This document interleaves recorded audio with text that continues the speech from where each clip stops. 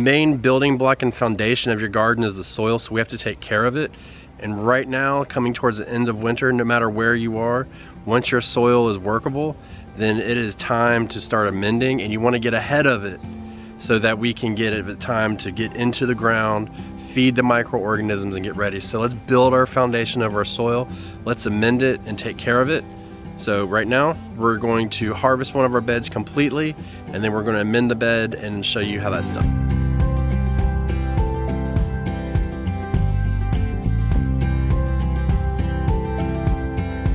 So we've weeded the garden and we've harvested what we can. Let me show you what's left in the garden, and I'll explain to you why I'm gonna leave a couple things in there. It doesn't really matter, but this is just for experimental purposes. So let's look and see. What I did is I had a bunch of little turnips that weren't quite ready to harvest yet, and they were honestly pretty far away. So I just pulled them out because there was weeds all mixed in here. And it's easier just to not really worry about those little tiny plants, because of right now, they're not really gonna grow that much. So I just got rid of them. But like this Chinese cabbage right here, which I believe might be a Napa cabbage, but the package said Chinese, I'm gonna let it continue to grow and see. I've never really successfully got one, so it's worth it for me to leave it there. And then I have a couple turnips left, like I believe 3 here, and this one is of decent size. So I'm gonna let that one continue to grow. And then a couple kohlrabi back here, and as I get in there and start doing my work, I might actually pull them when I get closer to them, but that's not really a big deal. And then these peas, I'm actually gonna go ahead and pull those. I was gonna leave them, but whatever.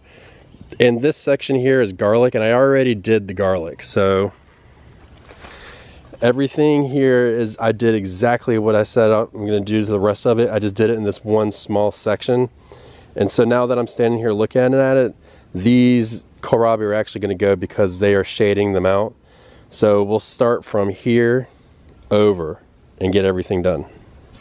Definitely try, especially like this time of year, when, and you know, with the way the supply chain is and inflation and everything, I would recommend strongly, this is what I did, is I went out and I bought most of my nutrients and amendments for the year. So I got my fertilizers, I got my neem oils, and my, you know, all my treatment stuff now. So throughout the season, if I do need to go, it'll be towards the end of the year, and I won't get stuck needing them. So just kind of a little tip for you. You always want to be prepared, right? That's kind of the goal. So I've got to go to the truck, obviously, and get my new amendment that I got. First thing I do is I put a layer of mulch down, and what I did is I left piles of leaves around my yard, and what that does is leaving them on the ground, it'll allow certain organisms and stuff to come up through the leaves, and actually will be beneficial to my garden in the future. So by leaving them there for a couple months, yeah, I might get a dead spot of grass, but it'll grow back in. I don't give a shit about grass, honestly. And you know, I put it in a wheelbarrow and I chop it up with a weed eater, or I will run it over with my lawnmower, either one. So I did a little bit of both, but this is the final product here. And you can see that we chopped this up finally. So there's a couple bigger pieces in, but by chopping it up, it allows it to break down a lot faster. So what we're gonna do is we're gonna take this wheelbarrow load right here. And if you remember, it was, you know, a full wheelbarrow load. We cut it down, and then we're gonna spread it throughout the garden. And then we're gonna put this compost on top of that. Now this compost is taken out of my compost pile, and it's been allowed to cool, so it's nice and cool, it's not hot or anything.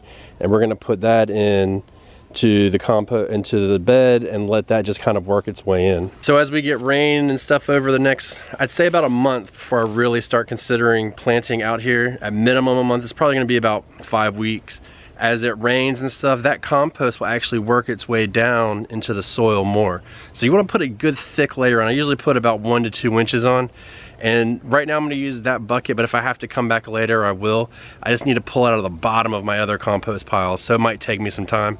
But for the purpose of the video, we'll put that down and see, you know, how much it is. So let's get started. Just because we put the compost and the leaves down doesn't mean we're quite done yet.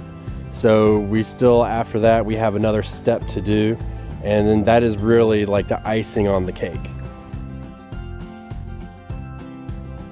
You know, sometimes putting this stuff in this bucket or this big pot, it's kind of a pain, but it keeps it nice and separated and lets it continue to cook a little bit because it's a confined space. But it is what it is. It was free.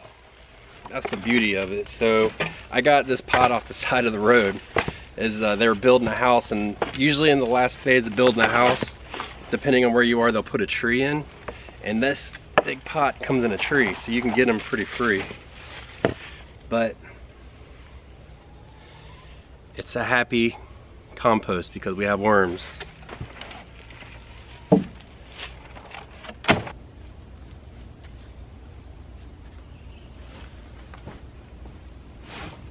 All these worms. See them? That's good compost. And you can tell because it forms a little bit of a ball, but it's still a little crunched, a little soft. What I do is once I get the compost in, like I just kind of put it in there like that, then I take a rake or a hoe and I'll just start spreading out a nice even layer, as even as possible. You don't need to get a level out, but just get it as even as possible. And you know, that will give you a nice base for your next additives. Now that we've got our mulch down, and then I like to put leaf litter mulch on the bottom, and then I put the compost on top. I put about 1 inch to 1.5 inches of compost on top. Now we're gonna come through and we're gonna put in our fertilizers. And so I like to put in, usually I use alfalfa meal, but I couldn't find any, so I'm using blood meal, and that's just basically pure nitrogen. It's a 14-14-0, or 14-0-0, excuse me. So there's nothing else in here but nitrogen. And nitrogen's super important because it's water soluble, so that means that the water is gonna wash it out. So we're just gonna put a little bit in there. It's about 1/4, it's a cup for about 100 square feet. Yeah, and that bed is 32 square feet. So I'll put about 1/4 cup in. It doesn't have to be real heavy. And then in the same cup, I'll put in a regular 10-10-10 fertilizer. And so this is a well-balanced fertilizer. It's got all your nutrients in it. And so we've topped that off. And I'm gonna make that a heaping cup. And so you can see how it's layered in there. And so I'll take my finger, actually I overfilled a little bit, and what I'll do is I'll just sprinkle this off into the garden a little bit, and then I'll take my finger and mix this up, and then I'm just gonna put a coating over the entire garden. And so what that'll do is it'll give it time to break down, because this fertilizer right here is organic, and so when it's organic, it's not fast acting like your synthetic fertilizers. So it has to break down, it has to be in contact with the soil, and it actually has to start to break down before it feeds. So it'll be about 3 weeks before it actually starts to feed the garden. So if I put this in now, it'll start feeding the soil, getting everything kind of active as it starts to warm up a little bit. And the mulch and the compost is gonna help keep the bottom layer of soil warm. The water is gonna work its way in. And then when we go to plant, boom, it's got nutrients available for it right away. And at the time of planting, we're even gonna put more in. So the blood meal is super important, or feather meal, or alfalfa meal, either one of the three, because a lot of times what we're planting now is like greens and stuff like that, and it uses a lot of nitrogen to make the greens. So like that Chinese cabbage that's out there, that's going to benefit it. So it's a win-win, honestly. But this is all part of getting it ready and really getting the garden prepped for spring. This is like final stages at this point, you know, other than having to rebuild anything or anything like that. So I'm super excited. I'm ready to grow again. So here we go. Let me show you how we do it. This is how we do it.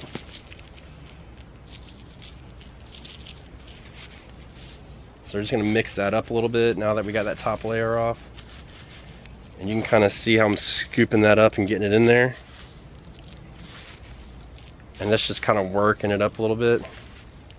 And at this point, it doesn't really matter, because there's gonna be a little bit of time that, and it's water soluble, that this nitrogen might actually work some of it out. So you don't have to really worry about overfeeding it too much.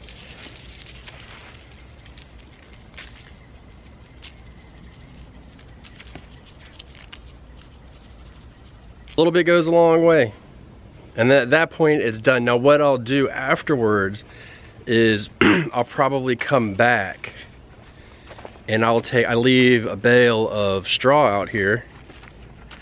So this is what's left of my straw. I use it for the chickens and the compost and the garden.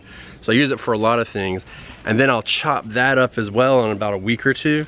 And I may put it down, I'm not totally sure, I'm just gonna keep my eye on it. Because what'll happen, and a lot of times people think like, oh, well, it takes a long time for those leaves to break down, and that is true. When you go to plant in the spring, you'll dig your hand down, you'll actually find leaves in there. But come back in the summertime and you'll see that there are no leaves left. They have broken down.